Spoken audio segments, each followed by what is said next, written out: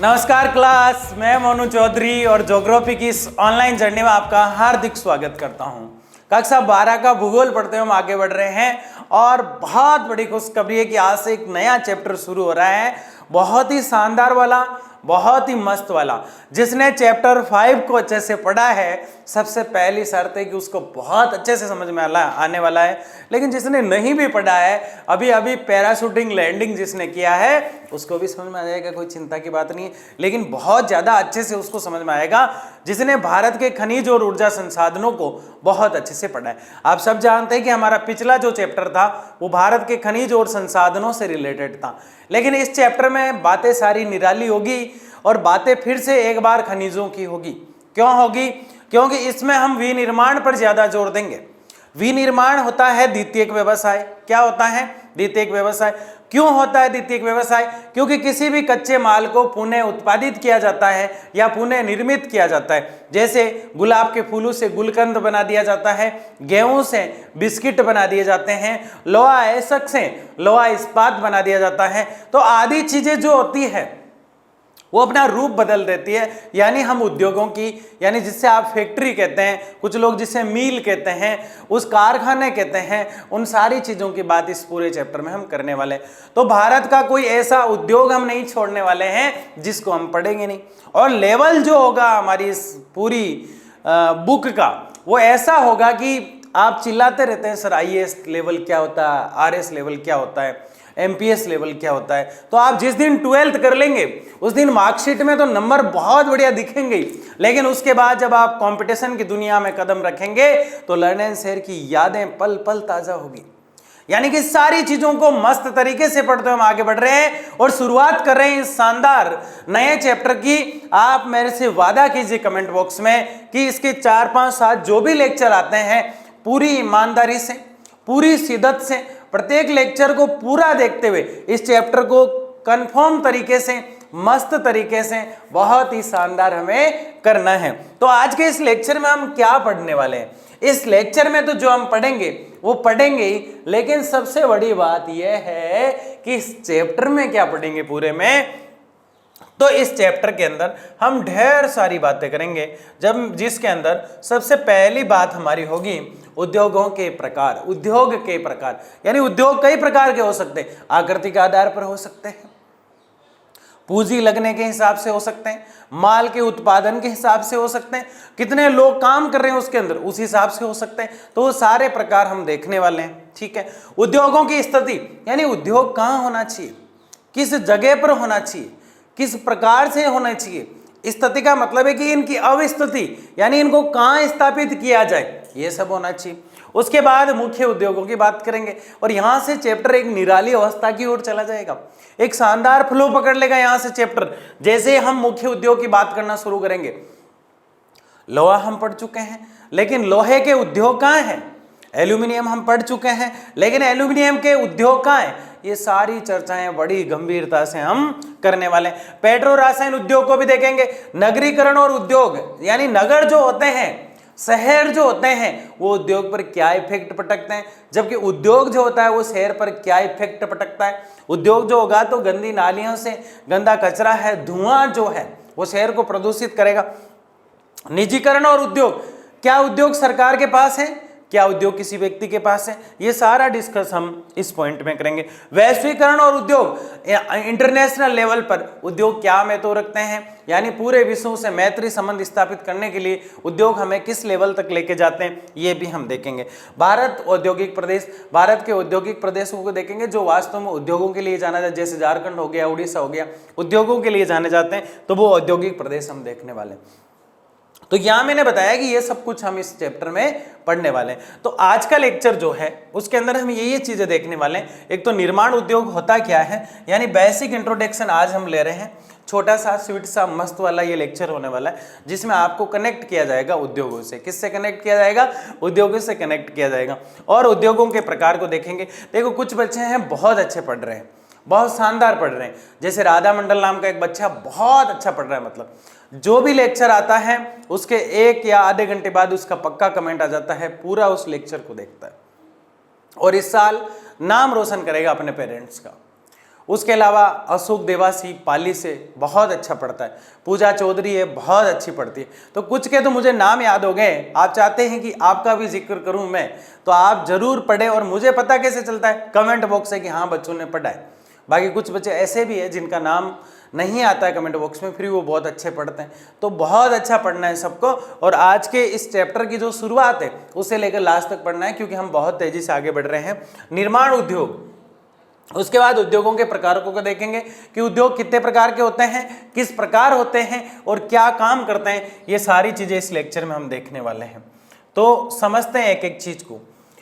निर्माण उद्योग होता क्या है, निर्माण उद्योग होता क्या है, तो मैं आपको समझाता हूं एक खाली स्लाइड लेके कि निर्माण उद्योग है क्या। सबसे पहले हम ये देखते हैं, निर्माण उद्योग की बात कर रहे हैं हम। किसकी बात कर रहे हैं, निर्माण उद्योग की।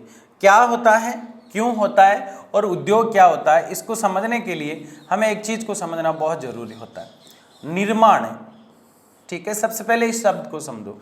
एक तो होता है निर्माण करना, और एक किसी चीज को पुनः बनाना, जब वो हो जाता है विनिर्माण। क्या हो जाता है वो, विनिर्माण। यहां तक बात आपके समझ में आ रही है। अब देखिए, एक प्राथमिक व्यवसाय हमने पढ़ा था, प्राथमिक व्यवसाय। इस प्राथमिक व्यवसाय में एक महत्वपूर्ण चीज ये थी कि इसके अंदर कृषि का अध्ययन हम कर रहे थे,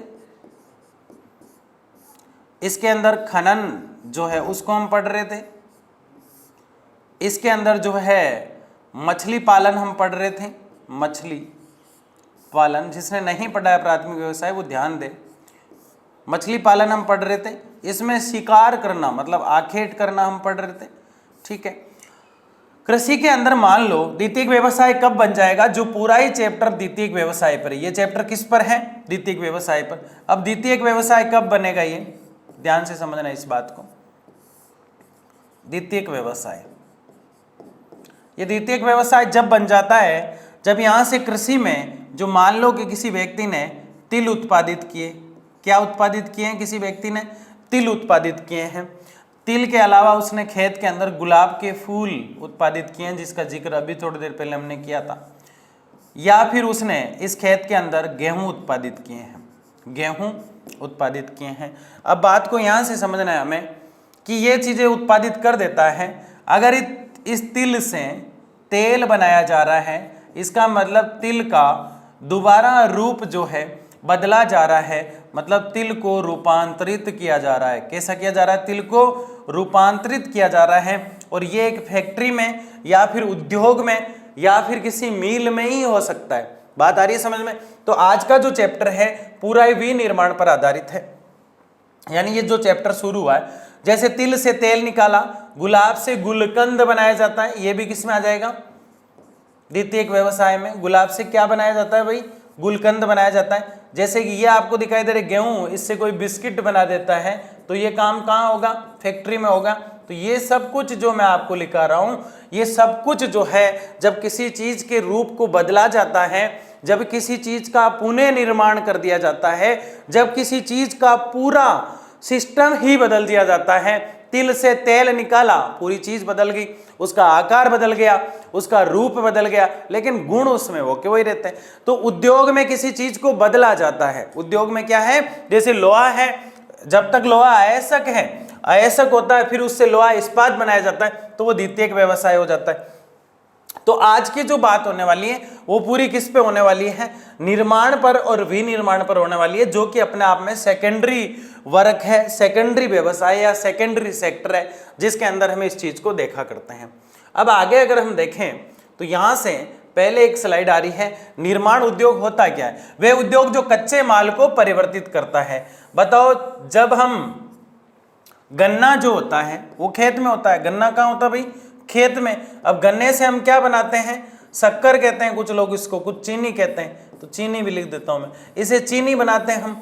जब गन्ने से चीनी बनाते हैं तो गन्ना प्राथमिक व्यवसाय है, जबकि चीनी जैसे ही गन्ना प्राथमिक व्यवसाय है। पहली बात तो गन्ना क्या है, प्राइमरी सेक्टर यानी प्राथमिक व्यवसाय है। उसके अलावा गन्ना यहाँ पे क्या है, गन्ना कच्चा है। गन्ना कैसा है, कच्चा माल है। उस कच्चे माल का रूप परिवर्तित किस स्थान पर होगा, इस स्थान पर यानी फैक्ट्री में, फैक्ट्री मतलब उद्योग, फैक्ट्री मतलब उद्योग, उद्योग मतलब विनिर्माण होगा इसका, क्या होगा भाई, विनिर्माण होगा। और विनिर्माण जब किसी चीज का हो जाता है तो वो परिवर्तित हो जाती है। ये जो गन्ना कच्चा माल था, वो जो गेहूं कच्चा माल था, वो जो तिल कच्चा माल था, वो जो गुलकंद कच्चा माल था, गुलकंद से जैसे ही गुलाब के फूल से जैसे ही गुलकंद बना, परिवर्तित हो गया।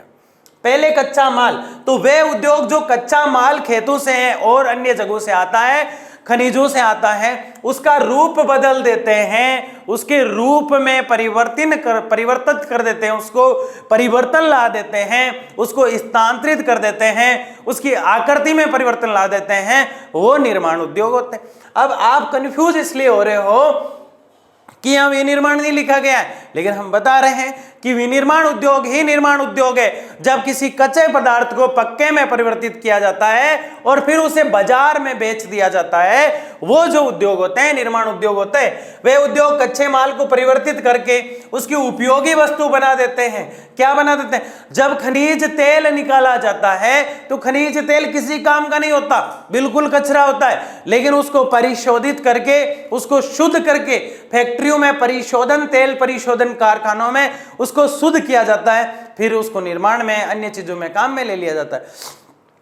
लोहा जब निकलता है तो लोहा ऐसा होता है, लेकिन उसको फैक्ट्री में उबाल कर मैग्नीज, कोका, भट्टियों पे गर्म करके उसको जो है ठीक किया जाता है, फिर बनता है लोहा इस्पात, जो ढेर सारे कामों में काम आता है। इसका मतलब परिवर्तित करने से चीजों की वैल्यू बढ़ जाती है, अपडेट होने से इंसान की भी वैल्यू बढ़ जाती है। तो ये तो जो है प्राकृतिक चीजें हैं।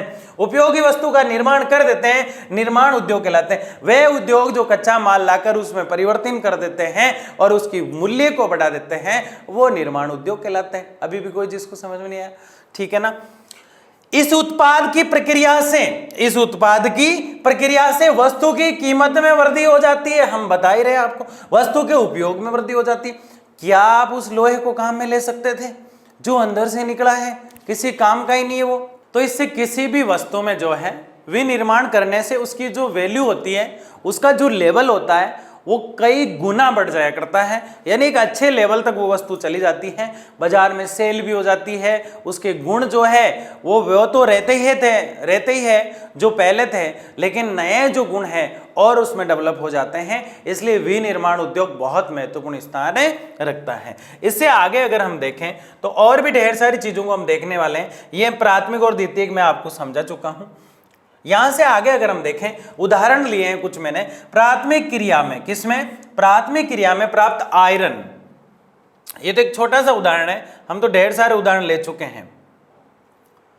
ये कह रहा है कि प्राथमिक क्रिया में आयरन का अत्यधिक उपयोग नहीं हो सकता, यानी कि आयरन जो है वो प्राथमिक है, यानी कि हमने निकाला है उसको, वो किसी काम का नहीं है जब तक उससे स्टील नहीं बन जाता। उसे स्टील में परिवर्तित कर रहे हैं। किस में परिवर्तित कर रहे हैं? स्टील में परिवर्तित करके कई कार्यों में उपयोग किया जा सकता है। यानी कि जो वस्तु हमारे पास है उस वस्तु को बदलना, उस वस्तु को बदलना, वो चाहे किससे रिलेटेड हो, चाहे प्राथमिक व्यवसाय की हो, चाहे द्वितीयक व्यवसाय की हो, ये सब कुछ करना, वस्तु को बदलना, उसके रूप में परिवर्तित करना, मतलब रूपांतरित करना ही निर्माण कहलाता है। क्या कहलाता है? निर्माण कहलाता है। और इसे ही हम फैक्ट्री में करते हैं, मिल में करते हैं, इसीलिए इसको उद्योग कहते हैं। तो निर्माण उद्योग कोई भी वस्तु जो होती है उसको बदलना होता है। शर्त यह है कि वस्तु कच्चा माल होनी चाहिए। क्या होना चाहिए? कच्चा माल होनी चाहिए। वस्तु को बदला जाता है, उसमें बदलाव कर दिए जाते हैं और उसका जो मूल्य है, इसके अंदर क्या है? मूल्य बढ़ जाता है। क्या बढ़ जाता है? मूल्य बढ़ जाता है। आपको बस इन्हीं चीज़ों का याद रखना है, बढ़ जाना। लास्ट में और चीज़ें लेंगे हम कि एल्यूमिनियम जो उद्योग होता है उसकी वैल्यू कैसे बढ़ जाती है, स्टील उद्योग जो है वो किस प्रकार से डेवलप होते हैं, ये सारी चीज़ें हम देखने वाले हैं। तो ये उदाहरण हमने समझा है। आगे देखिए, उद्योग जो है वो कई प्रकार के होते हैं। मैं आपको बेसिक बात बताऊं यहाँ पे तो आप समझेंगे कि जैसे ये आकार उद्योग दे रखा है। आकार का मतलब होता है आकृति के आधार पर। किसके आधार पर? आकृति के आधार पर, बनावट के आधार पर, संरचना के आधार पर। किसके आधार पर? संरचना इसको हम कह सकते हैं। क्या कह सकते हैं इसको? संरचना कह सकते हैं हम इसको। संरचना के आधार पर, संरचना के आधार पर, या इसको हम बनावट कह सकते हैं, बनावट के आधार पर। तो ये तीनों इसी के नाम है, आपको घबराना नहीं है। आकार के आधार पर उद्योग जो है, आकार के आधार पर उद्योग जो है वो 3 रूपों में देखने को मिलते हैं। कितने प्रकार हैं? 3 रूप देखने को मिलते हैं। कितने रूप देखने को मिल रहे हैं हमें? 3 रूप। किस आधार पर मिल रहे हैं? आकार के आधार पर। अब आकार के आधार को हम ऐसे ही पढ़े थोड़ी देर के लिए, तो हम समझेंगे कि एक तो वो उद्योग, जैसे मैं एक एग्जाम्पल देता हूं कि मेरे पड़ोस में एक आंटी, एक अंकल और 2 उनके बच्चे और एक उनकी लड़की, यानी घर में 5 लोग हैं। कितने लोग हैं? 5 लोग। और आप सब जानते हैं कि रक्षाबंधन आ रही है। क्या आ रही है? रक्षाबंधन आ रही है। तो रक्षाबंधन में सबसे ज्यादा कलाई की राखी का प्रयोग होता है। तो राखियां बनाने के लिए लोग पहले से ही लग जाते हैं, साल भर पहले से, जब जाके इतने इंडिया में जो है पूरे भारत में राखियां घर घर तक, हर व्यक्ति की कलाई तक पहुंच पाती है। तो वो कौन लोग हैं? वहां एक, हर कॉलोनी में, शहरों के अंदर एक डिस्ट्रीब्यूटर होता है जो कच्चा माल यानी रॉ मटेरियल उपलब्ध कराता है, और वो कहता है कि आप कच्चा माल मेरे से ले जाओ, यानी कि राखी बनाने के जो नगीने होते हैं वो ले जाओ, आप ऊपर का जो कवच होता है वो ले जाओ, धागे ले जाओ, और आपको इस शेप में राखियां बनानी। ये कौन कह रहा है? जो सप्लायर से वो कह रहा है आप कच्चा माल मेरे से ले लो, और आप जैसे ही 100 राखी बनाओगे वो जमा करा देना आप, और 100 राखियों के आप 100 रुपये ले लेना। फिर वो उस राखी को जो है, राखी मतलब कलाई का धागा, उस राखी को वो बढ़िया अच्छे दाम में बेचेगा, लगभग 100 रुपये, 10 रुपये के हिसाब से एक को बेचेगा, तो 100 के वो हजारों लाखों रुपए धीरे धीरे जैसे बढ़ेगी संख्या वैसे कमाता रहेगा। ये बात हम क्यों बता रहे हैं इसको समझना। 1 रुपया मिल रहा था, किसको मिल रहा था? जो 5 लोग काम कर रहे थे। फिर उनके धीरे धीरे दिमाग में आया कि यार ये रॉ मटेरियल हम लाके हम भी तो बना सकते हैं। पहले तो वो सीधा सप्लाई दे रहे थे, 5 ही लोग काम कर रहे थे, जब तक वो घर में काम कर रहे थे। यहां से कहानी को समझना, ठीक ना। तो छोटे पैमाने के, बड़े पैमाने के विश्लेषण उद्योग, ये घरेलू उद्योग है। कैसा उद्योग है? घरेलू। ये कैसा उद्योग है? घर का उद्योग है, घरेलू उद्योग, ठीक है। एक इसका और नाम है, इसे हम कुटीर उद्योग कह सकते हैं। क्या कह सकते हैं? कुटीर उद्योग। यहां तक आप समझ पा रहे हैं? कोई दिक्कत नहीं। वो घर में राखी बना रहे हैं, 4-5 जने मिलके बना रहे हैं, घर का ही उनका उद्योग है, घर का छोटा सा उद्योग है, घरेलू हो गया। कुटीर यानी जिससे काम चल जाए, उस प्रकार का इनका उद्योग है। लेकिन एक दिन इन्हें लगा कि इस कुटीर उद्योग के अंदर यानी घरेलू उद्योग के अंदर हम 5 लोग काम कर रहे हैं, और हम इतनी अच्छी राखियां बना रहे हैं कि लोग हमसे सीधा लेने को भी आने को तैयार है। तो इन्होंने 5 तो ये थे, और 5 लोग इन्होंने और साथ लिए। धीरे धीरे ये हो गए 10 लोग। कितने हो गए? फिर संख्या बढ़ती गई, 12 हुए, 15 हुए, 20 हुए, लास्ट में 20 तक पहुंच गए। और जैसे ही 20, 25, 30 तक पहुंचते हैं तो एक छोटा पैमाने का इनका उद्योग बन जाता है, छोटा उद्योग बन जाता है। यानी घर के अंदर एक उद्योग डेवलप हो जाता है जो राखियां बना रहा है। अब आप अचार का देख लो, इसके अंदर जैसे मान लो कि इसके अंदर घर पे ही बना रहे हैं कुछ लोग, कोई भी जो है खाने की वस्तुएं बना रहे हैं, ब्रेड बना रहे हैं, कुछ भी बना रहे हैं, ये 5 लोग बना रहे हैं। लेकिन धीरे धीरे उसने देखा कि 5 लोगों से वो पूरी कॉलोनी की भरपाई नहीं कर पा रहे। लोग उनसे आ रहे हैं, ले रहे हैं, लेकिन धीरे धीरे उनको पूरी कॉलोनी की भरपाई करनी है। तो उन्होंने अपनी संख्या को बढ़ा दिया, 5-7 लोग, 10 लोग और रख लिए। तब ये हो गया छोटा उद्योग। जब ये क्या हो गया? छोटा उद्योग। फिर वो देखते हैं कि उनके अचार बना रहे तो अचार की, अगर ब्रेड बना रहे तो ब्रेड की, गुलकंद बना रहे तो गुलकंद की, बिस्किट बना रहे तो बिस्किट की, तेल निकाल रहे तो तेल की। डिमांड पूरे शहर में बढ़ गई। शहर भर में हो हल्ला मच गया कि जो अचार, जो ब्रेड वहां मिलते हैं वैसे तो कहीं नहीं मिलते हैं। भाई साहब, लोग स्कूटियां ले लेके, बाइकें ले लेके सुबह भीड़ लग जाती है। ये 20 लोग पूर्ति ही नहीं कर पा रहे क्योंकि ये छोटा उद्योग है। क्या 5 लोग 20 लोगों की पूर्ति नहीं कर पा रहे थे? यहाँ पे कुटीर उद्योग था। जैसे ही संख्या बढ़ी, कौन सा उद्योग है? छोटा उद्योग। लेने वालों की संख्या बढ़ेगी तो काम करने वालों की बढ़ेगी फैक्ट्री के अंदर। अब इन्होंने कहा यार कुछ तो करना पड़ेगा। इन्होंने एक बड़ी जगह ली इस प्रकार की, ऐसे जैसे ये दिखाई दे रही, बड़ी सी जगह लेके, और 20 के बजाय 20 गुना 5 गुना लोगों को बढ़ा दिया। वहां पे 100 लोग काम करने लगे। कितने लोग काम करने लगे? 100। ये बढ़ गया साहब बड़े स्तर का। किस स्तर का? बड़े पैमाने का मतलब है बड़े स्तर का उद्योग। बड़े पैमाने का क्या मतलब है? बड़े स्तर का उद्योग। समझे इस बात को? बहुत आसान चीज है, बड़े पैमाने का उद्योग। पैमाने का मतलब यह है क्षेत्र या आकार। तो बड़े पैमाने उद्योग, ये इस प्रकार से आकार के आधार पर बांटा गया है। किसके आधार पर बांटा गया है? आकार के आधार पर इस प्रकार से बांटा गया है। ये तो हुआ, हम पढ़ रहे हैं उद्योगों के प्रकार, आकृति के आधार पर हम देख चुके हैं। अगला अगर हम देखें तो इससे भी ज्यादा इंटरेस्टिंग है, कच्चे माल के आधार पर। किसके आधार पर? कच्चे माल के आधार पर जो उद्योग होता है वो भी अपने आप में डेवलप है। जैसे कृषि उद्योग है, जैसे मान लो कि तैयार दाल बेचना है। क्या बेचना है? तैयार दाल को बेचना है। तो इस तैयार दाल के लिए जो है एक उद्योग लगाया जाएगा। क्या लगाया जाएगा भाई? उद्योग। अब ये तैयार दाल बनानी है तो ये जो पूरी साबुत जो मूंग हो गया, जैसे मूंग की दाल हो गई, अरहर की दाल हो गई जो भारत में सबसे दूसरे स्थान पर आती है, जिसे तूर या तुअर की दाल या पिजन पी भी जिसे कहा जाता है, चना जो भारत में सर्वाधिक होता है। ये दालें मैंने एग्जाम्पल के लिए ले ली यहाँ पे। ये दालें किसी को चाहिए तो उद्योग से माल आएगा, वहां से वो लेगा, सीधा खेत से तो नहीं। तो यहाँ पे दालें जो है कच्चा माल है। दालें क्या है? यहाँ पे कच्चा माल है, ये तो हम जानते ही हैं। लेकिन दालों का निर्माण कहाँ हो चुका है? यहाँ हो चुका है। बात हम ये नहीं समझा रहे आपको कि कच्चा माल यहाँ पे दालें हैं और निर्माण उसका हो गया तो वो निर्माण उद्योग में आ गई, ये तो आप समझ चुके हैं। लेकिन यहाँ जो लॉजिक निकल के आ रहा है वो ये आ रहा है कि दाल है किसका पार्ट? तो दाल कृषि का है। किसका है भाई? कृषि से बनती है, कृषि से पैदा होती है।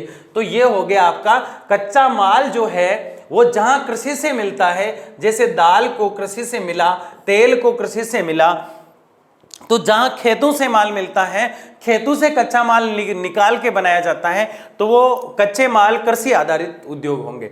यानी कि कृषि आधारित उद्योग में कच्चा माल कहां से आएगा? कृषि के क्षेत्रों से। वैसे ही खनिज उद्योग में, जैसे मान लो कि कोई तांबा जो है उससे कोई धातु बना रहा है, तांबा से क्या बना रहा है? कोई धातु बना रहा है। और अगर वो तांबे से धातु बना रहा है तो उसको जिस चीज की जरूरत होगी वो क्या होगी बताइए आप? उसको तांबा चाहिए। तो तांबा क्या है? खनिज है। तांबा क्या है? खनिज। ये खनिज होते हैं जो खनन से प्राप्त किए जाते हैं। किससे प्राप्त किए जाते हैं? खनन या उत्खनन। उत्खनन वो होता है जो आसानी से थोड़ा सा खोदने पे मिल जाता है, और खनन गहराई में खोदना खनन कहलाता है, और ऊपरी ऊपरी सतह को खोदना उत्खनन। ये तो आप सब जानते हैं ना, क्योंकि पूरा चैप्टर ही इस पे ही था पिछला, ठीक है ना। तो खनिज आधारित जो होते हैं, जैसे कि यहाँ पे एक एग्जाम्पल में लिख देता हूँ, जैसे लोहा अयस्क है, कोई भी अयस्क है, ठीक है ना। ये आज थोड़ी दिक्कत कर रहा है। धात्विक के अंदर जो है वो मैंने वो साइड में जाके लिख दिया, आप समझ लीजिएगा।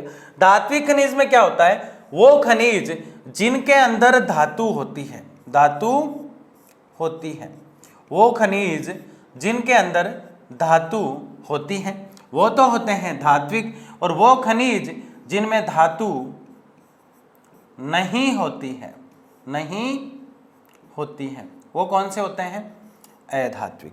रसायन उद्योग, रसायन उद्योग वो उद्योग है जो केमिकल से होते हैं और इनके आंतरिक संरचना में कुछ प्रक्रियाएं होती हैं, यानी आंतरिक रूप में दिखाई देते हैं। किस रूप में दिखाई देते हैं?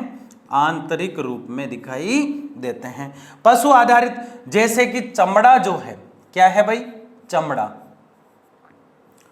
चमड़े से क्या क्या बनेगा? तो चमड़ा कच्चा माल जहां से लाया जाएगा वो पशु आधारित उद्योग होंगे, और चमड़े से जो चीजें बनेगी वो आपका पर्स हो गया, क्या हो गया? पर्स हो गया, आपका बेल्ट हो गया, ये सब चीजें बन जाती है इससे। तो मैं आपको जो कच्चे माल के आधार पर जो दिखा रहा हूं, कच्चे माल के आधार पर कृषि आधारित उद्योग हो सकते हैं, खनिज आधारित उद्योग हो सकते हैं, धात्विक खनिज उद्योग हो सकते हैं, अधात्विक खनिज उद्योग हो सकते हैं, रासायन आधारित उद्योग हो सकते हैं, पशु आधारित उद्योग हो सकते हैं, और ये सब के सब अपना एक लेवल रखते हैं और उस लेवल के अकॉर्डिंग ही काम करते हैं, क्योंकि कच्चा माल ये जहां से भी लाएंगे वो कच्चे माल के आधार पर उद्योग होंगे। किसके आधार पर होंगे? कच्चे माल के। जैसे कि खनन वाले को खनन कहां से मिल रहा है? वो उसका कच्चा माल क्षेत्र होगा। तो ये कच्चे माल के आधार पर हमने डिवाइडेशन किया है यहां पे।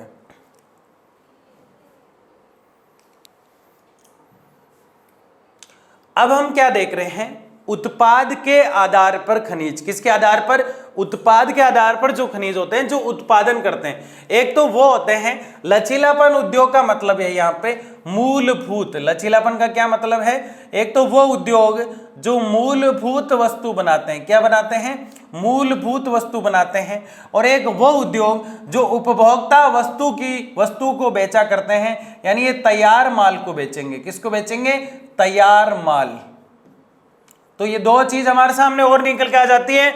उत्पाद के आधार पर, किसके आधार पर? उत्पाद के आधार पर जो उद्योग होते हैं वो हमारे सामने जो है मोस्टली दो होते हैं। अब ये कैसे होते हैं मैं आपको बताता हूं। जैसे कि यहां हम समझते हैं उत्पाद के आधार पर, यानी उत्पादन जो कर रहे हैं, किसके आधार पर? उत्पादन जो कर रहे हैं, कैसे उत्पादन कर रहे हैं, इस चीज को हम समझते हैं। उत्पादन, उत्पाद के आधार पर मतलब उत्पादन। तो एक तो उद्योग क्या करता है, जैसे कि गन्ना उद्योग है। कौन सा उद्योग है? गन्ना जो उद्योग है वो सीधा सीधा जो है शक्कर बना देता है, मतलब चीनी बना देता है। क्या बना देता है? चीनी। और क्या बना देता है? गुड़ बना देता है। ठीक है, चीनी और जो गुड़ है उसका उत्पादन किया गन्ना उद्योग ने। अब जो ये है, एक तो वो जिसने ये उत्पादित किया है, जिसने ये उत्पादित किया है, एक तो वो बेचेगा, ये उत्पादन करेगा इसका, एक तो ये बेचेगा। एक यहां से एक होलसेलर आया, यानी ज्यादा माल खरीदने वाला, और वो है 100 क्विंटल गुड़ ले गया और 100 क्विंटल ही क्या ले गया? शक्कर ले गया, और वो ले जाके अपने मार्केट में अपनी बड़ी होलसेल दुकान पर बेचता है। तो दो चीजें बन जाती हैं। एक तो उद्योग खुद बेच रहा है चीनी और गुड़ को, एक उद्योग से ले जाके कोई और बेच रहा है। इस बात को ऐसे समझो कि जैसे ये मार्कर है, एक तो उस फैक्ट्री ने दुकान वाले को बेचा, तो वो जो होगा मूलभूत उद्योग होगा उत्पाद के आधार पर, और एक दुकान वाले ने मुझे बेचा, तो वो जो होगा उपभोक्ता वस्तु जो है, तैयार माल जो है, उसको सिर्फ बेचने का काम कर रहे हैं। क्या दुकान वाले ने बनाया? नहीं, तो वो होगा उपभोक्ता वस्तु उद्योग। और जिसने माल को बनाया है खुद ने, रॉ मटेरियल लाके उसी स्थान पर, और उसने जब सेल किया है, जैसे यहाँ लाइट लगी हुई है, जिस उद्योग ने लाइट को बनाया है वो मूलभूत होगा, जिसको लचीलापन उद्योग कहते हैं। लेकिन जहां लाइट दुकान वाला लेके आया और दुकान वाले से हमने परचेज की, हमने खरीदा उससे, तो वो जो चीज होगी वो आपके सामने उपभोक्ता वस्तु होगी। एक तो मूलभूत होती है और एक तैयार माल होता है। अब मालिक के आधार पर, ये तो था उत्पाद के आधार पर। देखो पहला किसके आधार पर देखा हमने? पहला पॉइंट जो हमने देखा वो सीधा सीधा एक बेसिक बात कर रहा था, छोटी छोटी बातें कर रहा था कि खनिज जो होते हैं वो अपने आप में विनिर्माण को महत्व देते हुए अपना रूप परिवर्तित करते हैं। ये खनन के आधार पर अलग होते हैं, कृषि के आधार पर अलग होते हैं, आकृति के आधार पर भी हमने देखा, कच्चे माल के आधार पर भी हमने देखा, ये सारी चीजें हमने देखी। लेकिन यहाँ पे जो चीज हमारे सामने अब निकल के जो आ रही है वो ये है कि स्वामित्व मतलब मालिक। स्वामित्व मतलब मालिक कौन है उद्योग का? मालिक। स्वामित्व के आधार पर सार्वजनिक उद्योग अलग होते हैं, निजी उद्योग अलग होते हैं, और संयुक्त क्षेत्र के उद्योग अलग होते हैं। बात को समझने, आकार के आधार पर क्या देखा हमने? एक तो बिल्कुल छोटा, एक छोटा, और एक बहुत बड़ा, 3 देखें। और कच्चे माल के आधार पर तो खनिज वाला, कृषि वाला, वनु वाला, वन भी उसमें ले लो, वनु से जो कच्चा माल प्राप्त करता है, यह हमने देखा। लेकिन महत्वपूर्ण चीज ये आ रही है कि उत्पाद के आधार पर एक तो मूलभूत और एक जो कच्चे माल को ही बेच देता है, तो मूलभूत वाले को लचीला और दूसरे को उपभोक्ता वस्तु उद्योग। लेकिन अब जो हम देख रहे हैं वो मालिक के आधार पर है।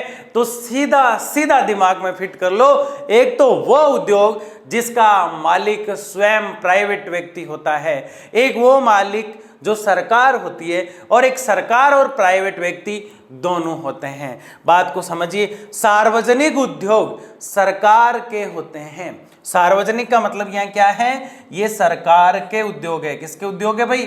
सरकार। इनका मालिक कौन होता है? सरकार होती है। आदमी का उसमें कुछ भी रोल नहीं है, यानी प्राइवेट व्यक्ति का इसमें कोई भी रोल नहीं है, सरकार के होते हैं। निजी उद्योग, निजी का मतलब ही प्राइवेट होता है, तो किसी व्यक्ति का होगा, धीरू भाई अंबानी का हो सकता है ना, किसी का भी हो सकता है, कोई भी बिजनेसमैन हो, जरूरी नहीं है मुकेश अंबानी, धीरू भाई अंबानी, रतन टाटा ये भी हो, किसी का भी हो सकता है। तो निजी उद्योग प्राइवेट होता है।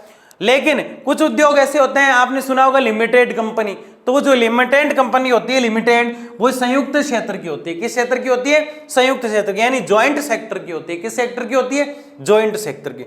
संयुक्त क्षेत्र का मतलब है कि सरकार की भागीदारी होगी, उसको कुछ परसेंटेज चाहिए, कोई दिक्कत आती है तो वो जिम्मेदार भी होती है, और प्लस निजी, दोनों मिलकर काम करते हैं इसके अंदर, टैक्स वैक्स अच्छा लेते हैं। तो ये लिमिटेड टाइप हो जाती है, सिर्फ टैक्स ही नहीं होती, कुछ बॉन्डिंग होती है, कुछ एग्रीमेंट होते हैं, तो निजी और सरकार दोनों की होती है। ये स्वामित्व के आधार पर उद्योग हुए।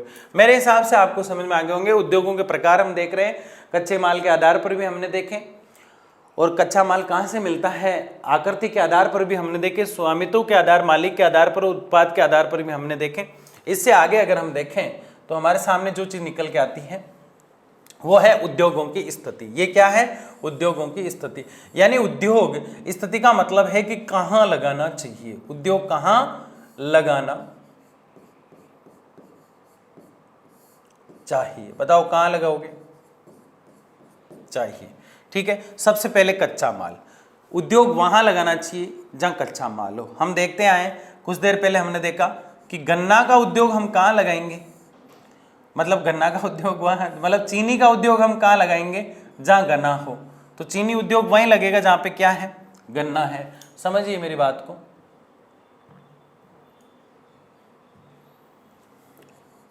चीनी, ठीक है, और गुड़ बनाना है, और चीनी और गुड़ की अगर ये फैक्ट्री लगी है यहाँ पे, ये उद्योग लगा है यहाँ पे, जो चीनी और गुड़ बना रहे हैं, तो ये हमेशा गन्ना का जो खेत होगा वो उद्योग है, और ये खेत है गन्ने का, तो इसके आसपास ही लगाना पड़ेगा, क्योंकि गन्ना जो है यहाँ से इस उद्योग की तरफ जाएगा, अगर वो लेट पहुँचता है तो वो सूख जाएगा, तो फिर क्या चीनी और गुड़ बनेंगे?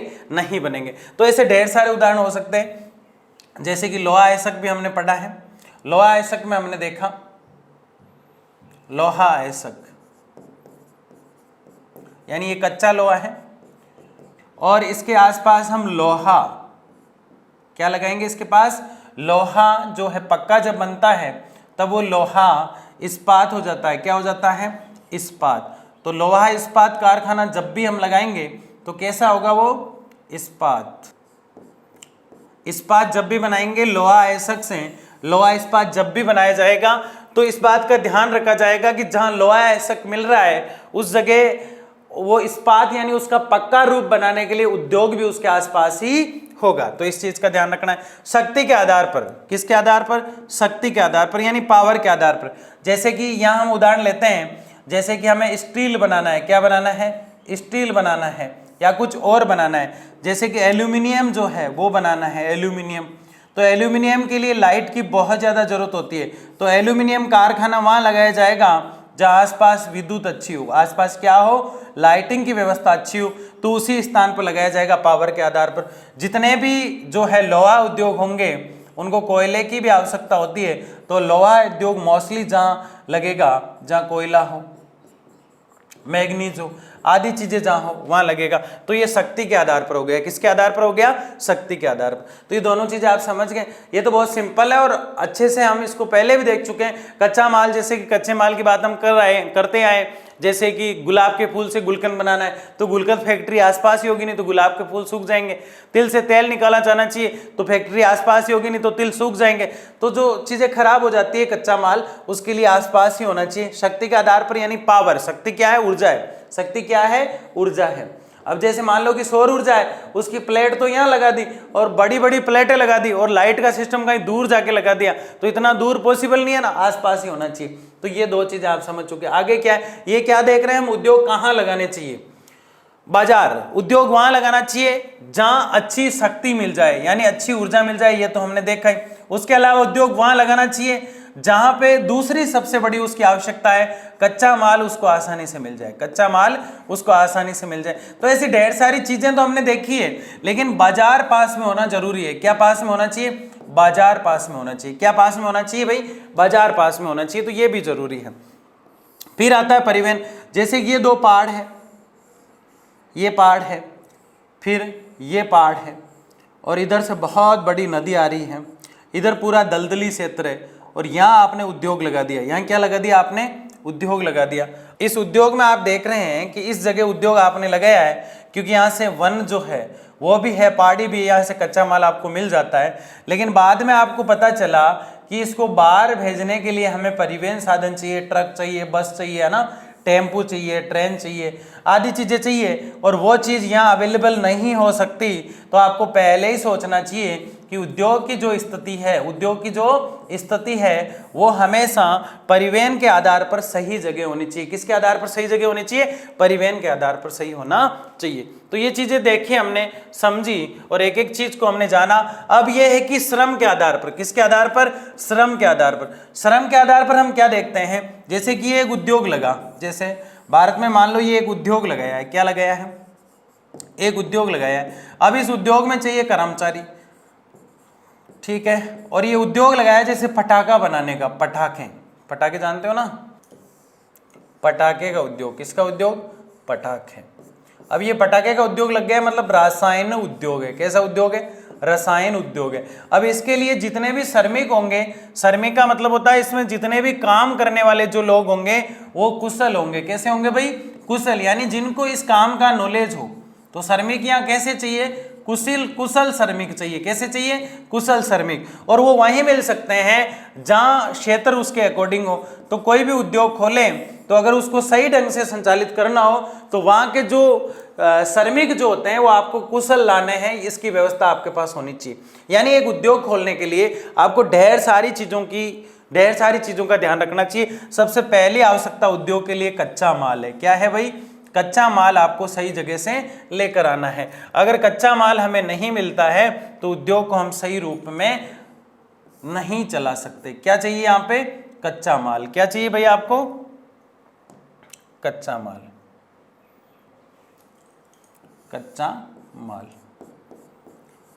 उसके अलावा उद्योग को दूसरी जो है वो बसा कहाँ है, उसका आकार कैसा है, ठीक है ना, उसकी स्थिति कैसी है, उसके श्रमिक कैसे हैं, श्रमिक, ये ढेर सारी चीजें होती है। उसको ऊर्जा कहाँ से मिलती है ना, उसके पास परिवहन के साधन क्या है,